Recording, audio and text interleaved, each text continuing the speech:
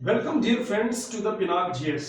आज हम डिस्कस करने जा रहे हैं पॉलिटी के ऐसे टॉपिक जिसका हिस्टोरिकली इंपॉर्टेंस रहा है और जो एग्जाम की पॉइंट ऑफ व्यू से भी बहुत ज्यादा इंपॉर्टेंट है। और हमारा टॉपिक है making of the Indian constitutions from the Quran series of the पहली आईएएस।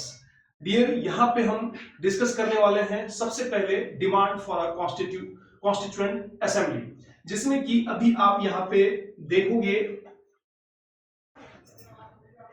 ये जो कॉन्स्टिट्यूएंट असेंबली है इसकी डिमांड के बारे में, कुछ इसके हिस्टोरिकल अंडरपिनिंग्स के लिए सबसे पहले बात आती है 1934 में जो मानवेंद्र नाथ रॉय ने पुट फॉरवर्ड किया था idea of the constituent assembly for India. अब मैं आपसे एक क्वेश्चन पूछता हूं, आप मुझे ये बताओ कि ये जो एम एन रॉय थे ये थे कौन? मानवेंद्र रॉय ये कौन थे? तो डियर, ये ऐसी पर्सनैलिटी थे, ये पर्सनैलिटी 20th सेंचुरी के इंडियन रिवॉल्यूशनरी थे। ये फिलोसफर भी रहे थे, ये रेडिकल एक्टिविस्ट थे, पॉलिटिकल थियरिस्ट थे। इन्होंने फाउंड किया था Mexican communist party, Mexican communist party. इन्होंने कम्युनिस्ट पार्टी ऑफ इंडिया का भी फॉर्मेशन करा था, कम्युनिस्ट पार्टी ऑफ इंडिया। और ये किया था डियर 1925 में ताशकंद ग्रुप का। तो देखो डियर, ये जो ताशकंद में किया तो था, बट ये आज के डेट में उज्बेकिस्तान में। और इसके अलावा जब आपसे पेपर में आ जाए कि रेडिकल डेमोक्रेटिक पार्टी,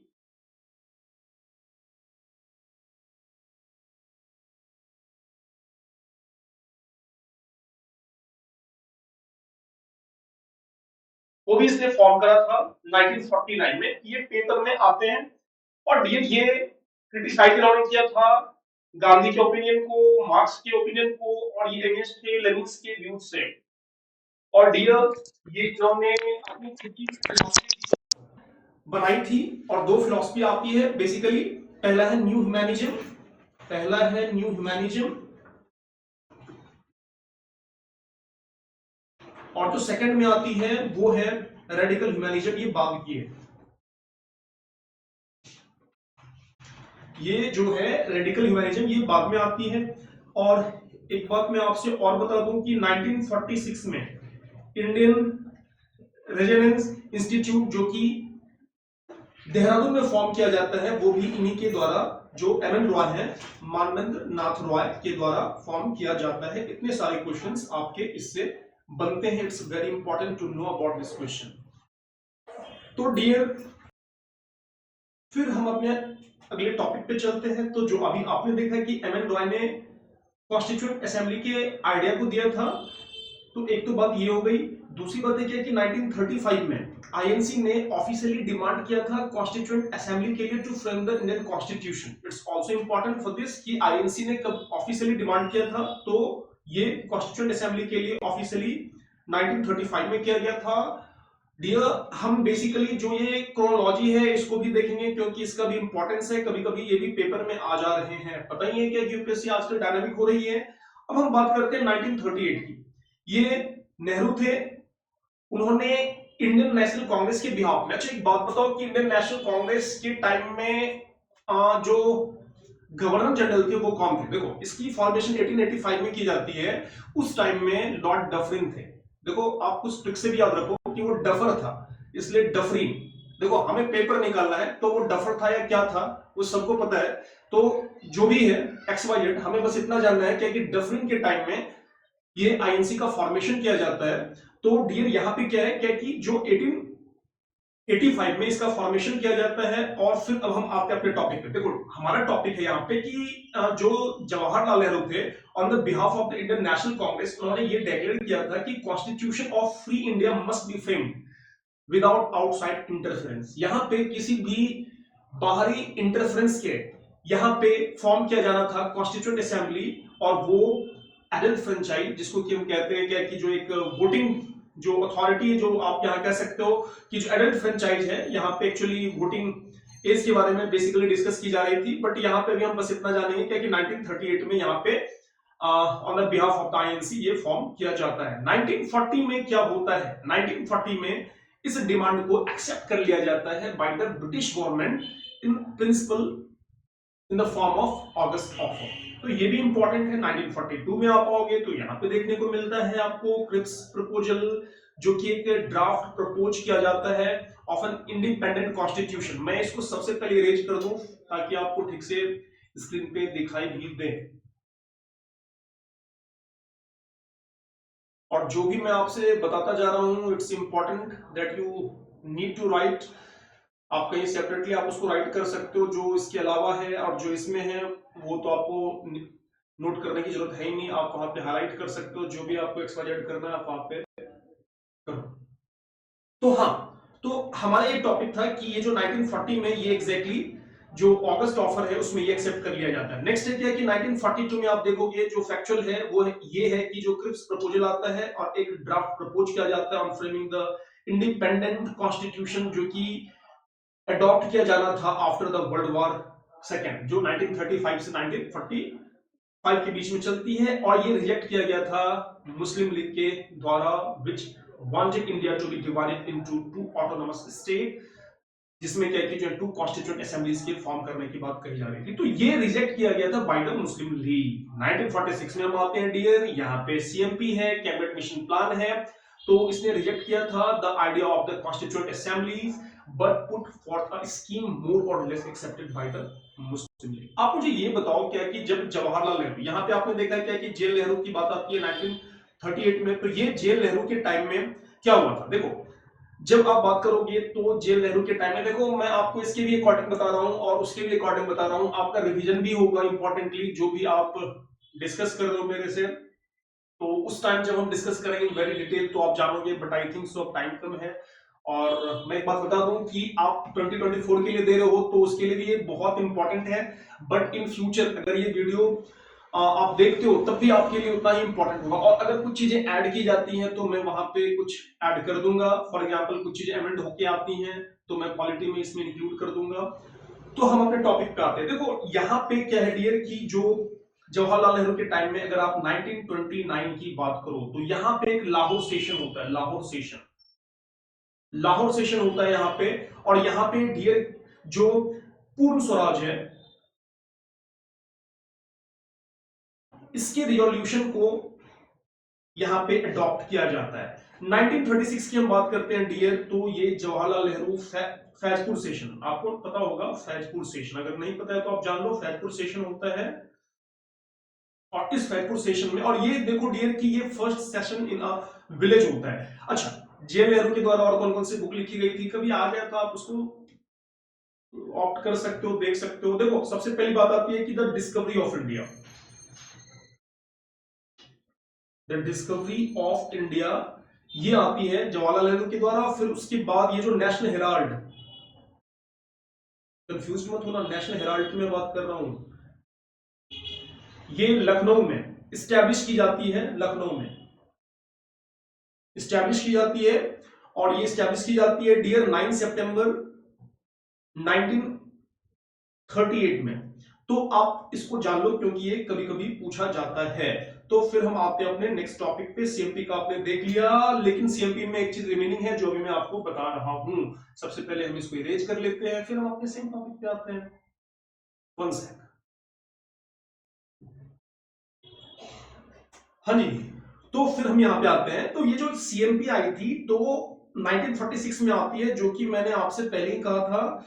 देखो एक तो सीपी है, क्रिप्स प्रपोजल है, ये 1942 में आती है। और यहाँ पे टू कॉन्स्टिट्यूएंट असेंबलीज में एग्जैक्टली जो इसकी जो फॉर्मेशन थी, तो यहाँ पे मुस्लिम लीग इसको रिजेक्ट करती है। अब 1946 में क्या होता है कि सीएमपी प्लान, ये जो प्लान है ये रिजेक्ट करता है the idea of the two constituent assemblies but put forward for a scheme more or less accepted by the Muslim League. देखो इसके मेंबर्स थे, एक तो पैट्रिक लॉरेंस थे, दूसरे की स्टैफोर्ड क्रिप्स थे, और तीसरे जो थे ये एवी अलेक्जेंडर थे। ये भी इंपॉर्टेंट है पेपर के पॉइंट ऑफ व्यू से। अब 9 दिसंबर 1946 की बात आती है तो फर्स्ट सीटिंग होती है कॉन्स्टिट्यूएंट असेंबली की और मुस्लिम लीग इसे बाइकआउट करता करता है। आपने पहले ही देखा था क्या कि यहाँ पे मुस्लिम लीग इसे बाइकआउट कर रहे थे। अब यहाँ पे 11 दिसंबर, देखो ये 9 दिसंबर 1946 की बात है, बट ये जो बाइकआउटेशन था ये डियर था 1942 की।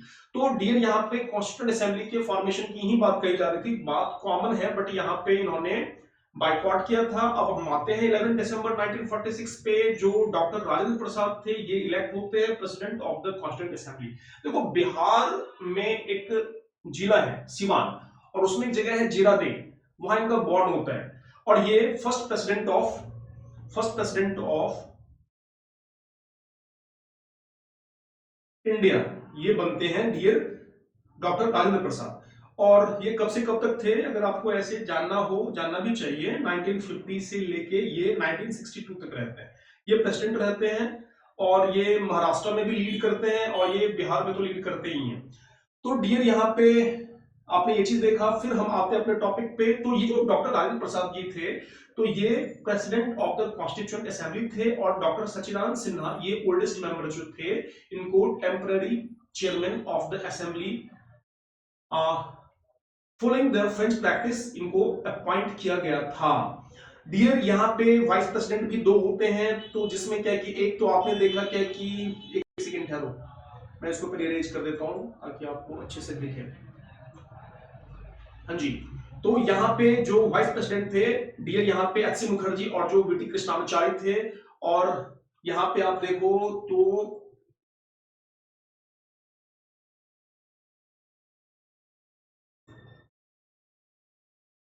यहाँ पे देखो तो यहाँ पे एच.सी. मुखर्जी और वी.टी. कृष्णामाचारी थे, जो कि अभी आपने देख लिया। और 30 दिसंबर 1946 की बात करते हैं, तो ऑब्जेक्टिव रिजोल्यूशन यहाँ पे इंट्रोड्यूस किया जाता है वही जे नेहरू के थ्रू, और 22 जुलाई 1947 में कॉन्स्टिट्यूएंट असेंबली ये अडॉप्ट करती है नेशनल फ्लैग, हमारा प्यारा भारत का एक तिरंगा। अब इस हमारे प्यारे तिरंगे में के बारे में अगर कुछ आप जानते हो तो ये बताओ। देखो सबसे पहली बात है क्या कि जो हमारा जो तिरंगा यहाँ पे, देखो आप इसके बारे में पहले ये जान लो कि, तो डियर मैं आपको यहाँ बताना चाहूंगा कि ये जो अपना प्यारा भारत का झंडा है, तो डियर ये एग्जैक्टली 22 जुलाई 1947 में तो आता है। और आप याद रखना जो इनकी जो प्रोपोर्शन है ये 2:3 की है, 2:3 की इसकी प्रोपोर्शन है, और ये 76 ईयर्स अगो जो है ये अडॉप्ट किया गया था, जो भी आपको मैंने बता ही दिया। और डियर एक पर्सनालिटी है उनके द्वारा ये डिजाइन किया जाता है, ये आप याद रखना बहुत इंपॉर्टेंट है, whose name is पिंगली वेंकैया, पिंगली वेंकैया। तो ये यहाँ पे फॉर्म किया जाता है, वो आपको पता ही है क्या कि ये जो हॉरिजॉन्टल ट्राइबैंड है ऑफ इंडियन सैफरॉन व्हाइट, बताइए आपको व्हाइट सैफरॉन, और फिर आपका इंडियन ग्रीन है जो कि चार्ज किया जाता है विद नेवी ब्लू, अशोका चक्र के ये यहाँ बीच में होता है अशोका चक्र, और फिर 24 स्पोक्स होते हैं एट द सेंटर। तो फिर यहाँ पे आप ये भी आप जान सकते हो।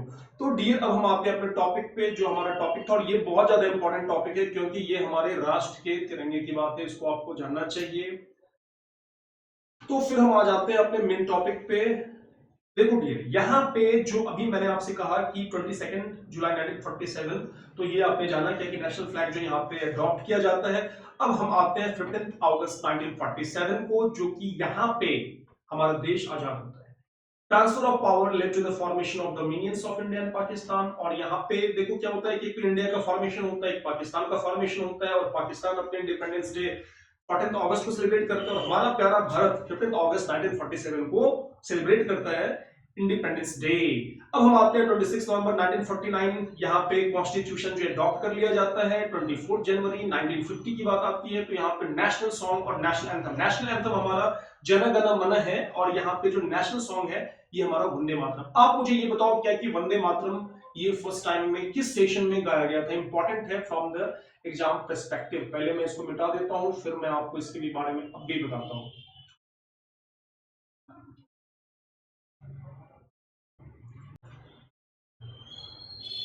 तो डियर मैं आपको बता दूं कि यहाँ पे जो अभी आपने देखा कि 24 जनवरी 1950 में ये नेशनल सॉन्ग और नेशनल एंथम अडॉप्ट किया जाता है। तो मैं आपको ये बता दूं कि फर्स्ट टाइम में देखो वो क्या था कि 1896 की बात है, कलकत्ता के सेशन में यहाँ पे रहमतुल्लाह एम सयानी।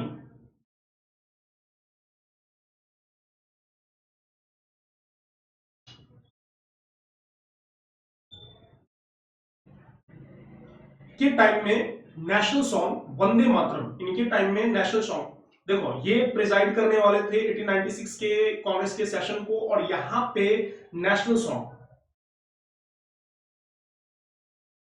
जो हमारा वंदे मातरम है, ये फर्स्ट टाइम पे गाया जाता है, किस सेशन में गाया जाता है, तो आप यहाँ पे ये रिप्लाई करोगे। और 1911 की हम बात करते हैं डियर, तो यहाँ पे इसी कलकत्ता सेशन में ही, यहाँ कलकत्ता सेम सेशन है, तो यहाँ पे बिशन नारायण देव,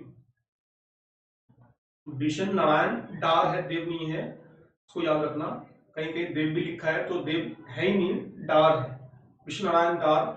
और यहाँ पे नेशनल एंथम जो है जन गण मन, यहाँ पे फर्स्ट टाइम में गाया जाता है, ठीक है। तो यहाँ पे आपने कहना है कि विष्णु नारायण डार ही है, यहाँ पे नेशनल एंथम जो है यहाँ पे गाया जाता है 1911 में। तो ये भी एग्जाम के पॉइंट ऑफ व्यू से बहुत ज्यादा इंपॉर्टेंट है। अब हम आते हैं अपने अगले टॉपिक पे, जो यहाँ पे अभी आपने देखा कि 24th का, फिर हम उसी के अगले 2 दिन पे आते हैं 26 जन 1950, यहाँ पे कॉन्स्टिट्यूशन फोर्स में आ जाती है, और यहाँ पे इंडिया जो है रिपब्लिक घोषित किया जाता है। अब यहाँ पे आप बात करो तो 1951 से 1952 के बीच में यहाँ पे फर्स्ट जनरल इलेक्शंस होती है, नेम, और आप इसका अगर डेट याद रखना चाहते हो तो 25 अक्टूबर टू 21 फेब तक यहाँ पे इलेक्शन होती है, और फर्स्ट जनरल इलेक्शंस यहाँ पे होता है। यहाँ पर देखो क्या है, आपको मैं और भी आगे बताऊंगा कि कितने रुपए खर्च हुए, 2 वर्ष से 18 दिन भी यहाँ पे इतने टाइम लगे थे अपने कॉन्स्टिट्यूशन को फ्रेम करने में। 64 लाख रुपीज जो है यहाँ पे कॉस्ट इनकर्ड हुए थे। तो डियर ये आपने देखा कि फर्स्ट जनरल इलेक्शंस जो है कब से कब तक होता है। फिर हम यहाँ पे आते हैं जो कंपोजिशन ऑफ कॉन्स्टिट्यूएंट असेंबली है, तो यहाँ पे डियर कंपोजिशन होता है नवंबर 1946 में under the cabinet mission plan, और यहाँ पे जो मेंबर्स की अगर आप बात करो तो 389 मेंबर्स होते हैं, जिसमें क्या कि ब्रिटिश इंडिया के 296 मेंबर होते हैं, और 93 जो होते हैं ये प्रिंसली स्टेट्स के होते हैं। स्ट्रेंथ की बात करें फर्दर तो यहाँ पे 296 में देखो 296 ये तो ब्रिटिश इंडिया के थे। अब 296 में क्या था कि जो 292 थे तो ये ड्रॉन किए गए थे फ्रॉम द 11 गवर्नर्स प्रोविंस, और जो 4 थे वो थे from the chief commissioners provinces. तो ये थोड़ा सा आपको याद रखने की जरूरत है। अब हम इसके कंपोजिशन पे आते हैं, तो जो all sections of the society, जैसे जो इंडियन सोसाइटी में यहाँ पे Hindu, Muslim, Sikh, Parsi, Anglo Indian, Indian Christians, SC ST including women of all these sections जो है यहाँ पे कंपोज करने की यहाँ पे बात हुई थी। तो डियर यहाँ पे जो सीट एलोकेशंस की आप बात करते हो तो यहाँ पे प्रत्येक प्रोविंस में और प्रिंसली स्टेट्स में ये सीट एलोकेट किया गया था in proportion to their respective population, यानी पॉपुलेशन को यहाँ पे ग्राउंड लिया गया था। सीट्स एलोकेट की जाती है to each British province were to be divided among the 3 principal communities. तो यहाँ पे 3 कौन थे, तो यहाँ पे मुस्लिम्स थे, सिख्स थे और general in proportion to their population, ये याद रखना। अब यहाँ पे हम आते हैं डियर क्या कि वोटिंग मेथड्स की हम बात करें तो वोटिंग मेथड्स में यहाँ पे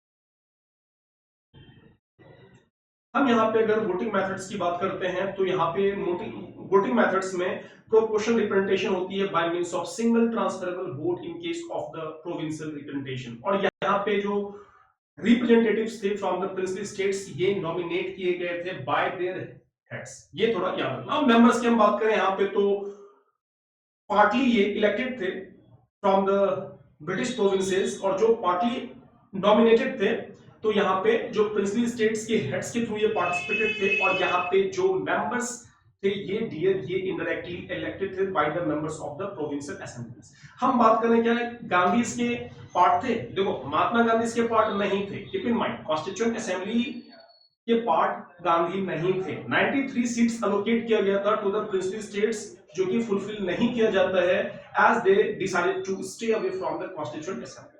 अब डियर हम यहाँ पे बात करते हैं फिर से वही ऑब्जेक्टिव रिजोल्यूशन के बारे में। तो जवाहरलाल नेहरू ने मूव किया था this historic resolution on 13 December 1946 in the assembly. इसमें क्या क्या बातें थी, ये fundamentals and philosophy of the constitutional structure था। देखो डियर आज जो हम प्रियम्बल की बात करते हैं वो यही प्रियम्बल, यानी कि आप कह सकते हो कि ये जो प्रियम्बल है कॉन्स्टिट्यूशन ऑफ इंडिया का, ये एक modified version of the objective resolution था। और ये जो रिजोल्यूशन अडॉप्ट किया गया था ये 26 जनवरी 1947 को ये अडॉप्ट किया गया था। और इसमें एक तरह से गारंटी की बात कही गई थी to the people of India, जिसमें कि justice, social, economic and political equality of status and opportunity, freedom of thought, expression, belief, etc यहाँ पे बात कही गई थी कि इसमें ये चीजें गारंटी की जाती है। देयर आफ्टर बाद में ये हमारा प्रेमल बन जाता है। और जो इंडिपेंडेंस एक्ट 1947 के बाद देखो क्या था कि जो असेंबली थी वो फुल्ली सोवरेन बॉडी बनाई गई थी, फ्री टू एब्रोगेट और ऑल्टर एनी लॉ। यहाँ पे टू सेपरेट फंक्शंस जो है असाइन किए जाते हैं टू द असेंबली, जो कि परफॉर्म किया जाता है ऑन सेपरेट डेज। देखो यहाँ पे दो टाइप की बॉडी थी डियर। सबसे पहली क्या थी तो लेजिस्लेटिव बॉडी थी, और दूसरी क्या थी यहाँ पे कॉन्स्टिट्यूएंट बॉडी थी। और जो लेजिस्लेटिव बॉडी थी इनमें जीवी मावलंकर जी इनको चेयर करते हैं, और जो कॉन्स्टिट्यूएंट बॉडी है इसको चेयर करने वाले डॉक्टर राजेंद्र प्रसाद, जो कि मैंने आपको पहले इसके बारे में बताया था। अब ये टॉपिक आपने देखा। अब देखो डियर यहाँ पे क्या है कि ये जो है ये तो आपने देख लिया। यहाँ पे असेंबली जो है ये first parliament of free India. देखो जो हमारी कॉन्स्टिट्यूएंट असेंबली थी वो अब बन जाती है first parliament of free India dominion legislature, और ये फंक्शंस करती है और ये कंटिन्यू करती है till November 26, 1949। After the withdrawal of the Muslim League members, total strength came down to 299 as against 389 under the cabinet mission plan। वही same चीज है बट यहाँ पे कम हो जाती है, 299 की बात आती है as against 389। अब फंक्शंस जो परफॉर्म किए जाते हैं बाय द कॉन्स्टिट्यूएंट असेंबली वो भी आप यहाँ पे देख लो। देखो यहाँ पे क्या होता है कि मई 1949 में जो कॉमनवेल्थ का जो मेंबरशिप है वो इंडिया यहाँ पे रेटिफाई कर लेता है। यहाँ पे नेशनल फ्लैग जो आपने पहले ही देखा था कि 22 जुलाई 1947 को अडॉप्ट कर लिया जाता है। नेशनल सॉन्ग, नेशनल एंथम जो अभी आपसे पूछा जाए तो रहमतुल्लाह के बारे में, या कि फिर जो है आपसे अगर पूछा जाए यहाँ पे कि किनके सेशन में कौन प्रेजाइड करने वाले थे, बिशन नारायण डार जो है ये एग्जैक्टली कौन थे, कब इन्होंने प्रेजाइड किया था, 1911 में किया था या कब किया था, तो आप इसको अच्छे से जानोगे। तो मैंने ऑलरेडी बता दिया आपको इसके बारे में, आप इसको देख जान सकते हो। अब यहाँ पे फिर आती है बात डियर की, जो राजेंद्र प्रसाद है तो राजेंद्र प्रसाद जी को यहाँ पे फर्स्ट प्रेसिडेंट ऑफ इंडिया जनवरी 24, 1915 में यहाँ पे बना दिया जाता है। तो final session was held on 24 Jan 1950।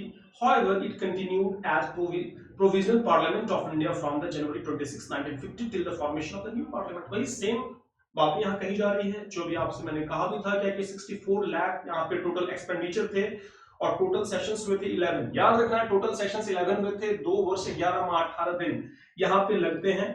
अब यहाँ पे मेजर कमिटीज की बात आ जाती है। यहाँ पे मेजर कमिटी में वही जेल नेहरू यहाँ पे आते हैं, union powers committee, union constitution committee, states committee इन्हीं के द्वारा आती है। डॉक्टर राजेंद्र प्रसाद की बात करो तो rules of procedure committee, steering committee इनके थ्रू आती है।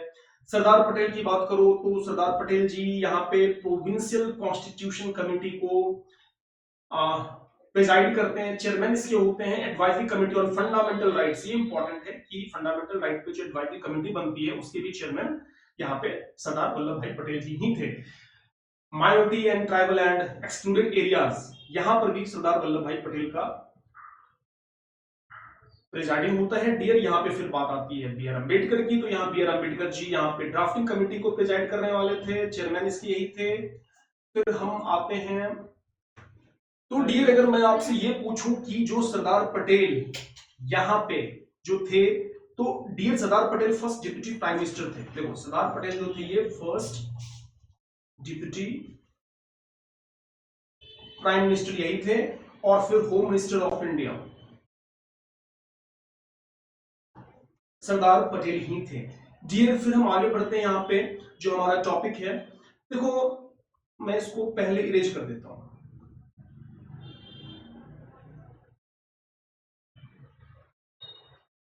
हाँ जी, तो देखो यहाँ पे क्या बात आती है कि ये तो आपने देख लिया, और ये जो ड्राफ्टिंग कमेटी थी ये सेटअप की जाती है 29 अगस्त 1947 में, जिसमें कि 7 मेंबर्स होते हैं। अब डॉक्टर बी आर अम्बेडकर थे जो चेयरमैन थे, एम गोपाला स्वामी अयंगर थे, अलादीन कृष्णा स्वामी अय्यर थे, के एम मुंशी जी थे, मोहम्मद सादुल्लाह थे, एन माधवा राव थे। उन्होंने रिप्लेस किया था बी एल मित्तर को, क्योंकि उनकी जो है हेल्थ इश्यूज थी कुछ, इस कारण से वो फिर बाद में नहीं आ पाई थी इसमें, तो फिर इन्होंने इसको रिप्लेस किया था। और एक पर्सनालिटी थे, उनकी डेथ हो जाती है, नाम था उनका डीपी खेतान, 1948 में डेथ हो जाती है। तो जिनको की रिप्लेस किया था ये टीटी कृष्णामाचारी, तो टीटी कृष्णामाचारी थे, तो फिर ये ड्राफ्टिंग कमेटी के मेंबर थे। ये पेपर के लिए सुपर इंपॉर्टेंट है, कभी आ जाए पेपर में क्या कि कौन थे कौन नहीं थे, तो आप उसको अकॉर्डिंगली देख सकते हो। अब इंपॉर्टेंटली हम यहाँ पे ये देखते हैं कि इनेक्टमेंट और जो इन्फोर्समेंट है, तो यहाँ पे सबसे पहले 26 नवंबर 1949 को ये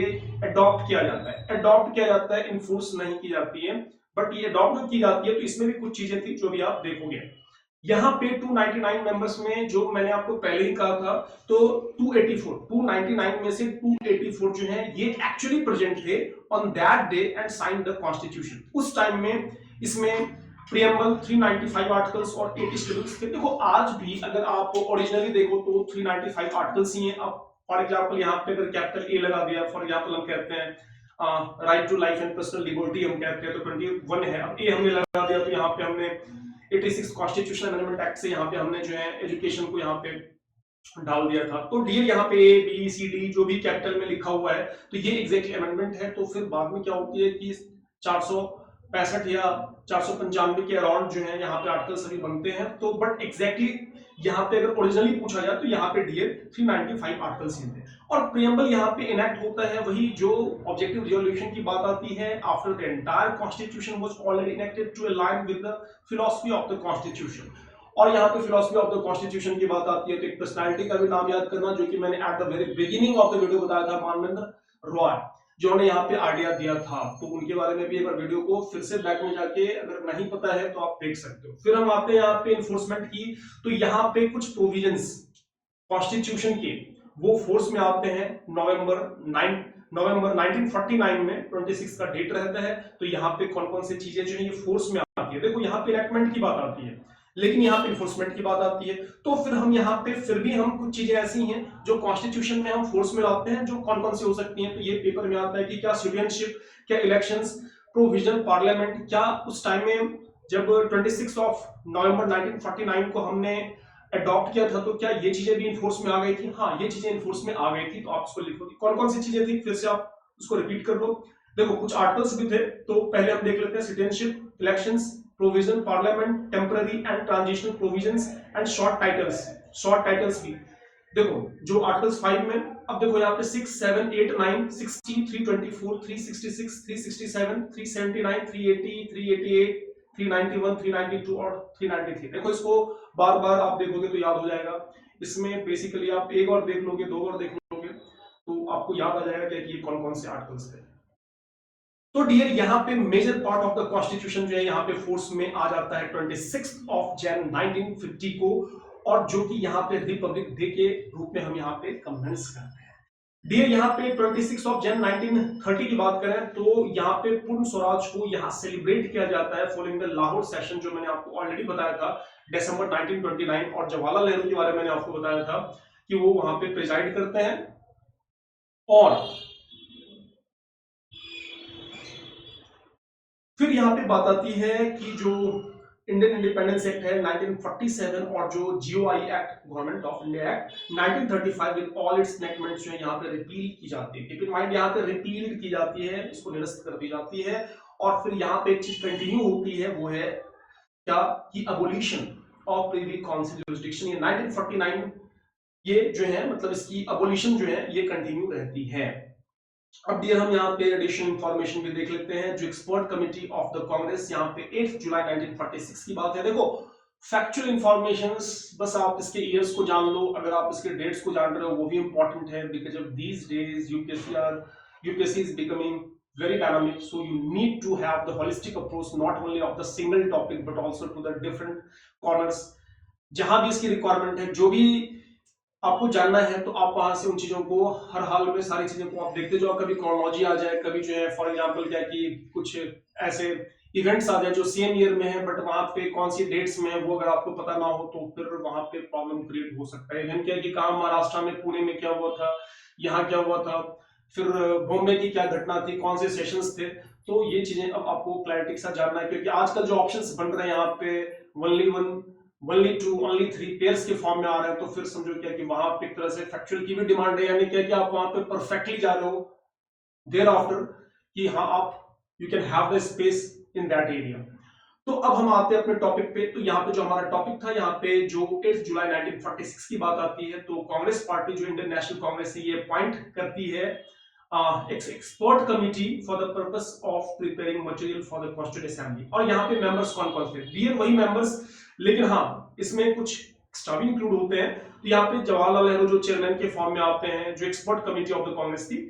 अब यहाँ पे आसफ अली, के एम मुंशी, एन गोपाला स्वामी अयंगर, के टी शाह, डॉक्टर गडगिल, फिर हुमायूं कबीर और के संधा नाम भी यहाँ पे आते हैं। आप मुझे ये भी बता सकते हो क्या कि इसमें इस कमेटी में जो भी पर्सनालिटीज थे, और जो भी आपने देखा था कि जो कॉन्स्टिट्यूएंट असेंबली में जो पर्सनालिटीज थे, यानी कि जो ड्राफ्टिंग कमेटी में, वो बिना देखे पहले आप ये देखो क्या कि कौन कॉमन है या आपको सच में याद हुआ है नहीं हुआ, आप उसको एक बार फिर से आप देख सकते हो। अब हम देखने वाले हैं डियर की important facts of the constituent assembly. यहाँ पे हम अगर एलिफेंट की बात करें तो इसको अडॉप्ट किया गया था एज अ सिंबल और seal of the constituent Assembly. B N Rau ये कॉन्स्टिट्यूशनल एडवाइजर थे टू द कॉन्स्टिट्यूएंट असेंबली। अगर आप आयंगर की बात करो तो एच डी आर आयंगर साहब ये सेक्रेटरी थे टू द कॉन्स्टिट्यूएंट असेंबली। अब हम मुखर्जी साहब की बात करते हैं, तो ये चीफ ड्राफ्ट्समैन थे of the constitution in the constituent assembly. Prem Behari Raizada ये कैलीग्राफर थे of the constitution. Nandlal Bose और बी आर कृष्णा इन्होंने डेकोरेट किया था, ब्यूटीफाई किया था द कॉन्स्टिट्यूशन। अब हम बात करते हैं Hindi version. Hindi version calligraphy ये डन किया गया था by the Vasant Krishna web और एल्यूमिनेट किया गया था नंदलाल बोस के द्वारा। तो ये चीजें आपको याद रखना इंपॉर्टेंट है। अब हम बात करते हैं कि Hindi text of the constitution, जो द 58 कॉन्स्टिट्यूशन अमेंडमेंट एक्ट 1987, ये थोड़ा याद रखना कि 58 जो सीएए है 1987, इसने एड्रेस किया था the lack of provisions for an authoritative text by introducing article 394A in part 22 of the constitution. और जो प्रेसिडेंट थे उनको मैंडेट किया जाता है to translate the constitution in Hindi authority and to revise the Hindi text accordingly। अब आपका ये टॉपिक यहीं पे कंप्लीट होता है। हम नेक्स्ट वीडियो में देखेंगे नया टॉपिक जो salient features of the Indian constitution है। आज के लिए इतना ही, तब तक के लिए अपना ख्याल रखिए, मस्त रहिए, बिंदास रहिए। और अगर चैनल को आपने सब्सक्राइब नहीं किया है तो आप चैनल को सब्सक्राइब कर लीजिए, शेयर कीजिए, लाइक कीजिए और अपने फीडबैक भी कमेंट सेक्शन में आप डाल सकते हैं। Thank you so much. जय हिंद।